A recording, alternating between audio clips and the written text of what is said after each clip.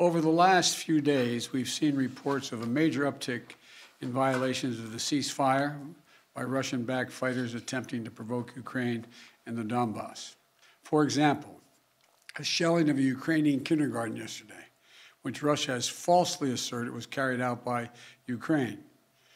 We also continue to see more and more disinformation being pushed out to the Russian public, including Russian-backed separatists, claiming that Ukraine is planning to launch a massive offensive attack in the Donbass. Well, look, there is simply no evidence to these assertions, and it defies basic logic to believe the Ukrainians would choose this moment with well over 150,000 troops arrayed on its borders to escalate a year-long conflict. Russia's state media also continues to make phony allegations of a genocide taking place in the Donbass and push fabricated claims warning about Ukraine's attack on Russia without any evidence. All of these are consistent with the playbook the Russians have used before to set up a false justification to act against Ukraine. This is also in line with the pretext scenarios that the United States and our allies and partners have been warning about for weeks. The United States and our allies are prepared to defend every inch of NATO territory from any threat to our collective security as well.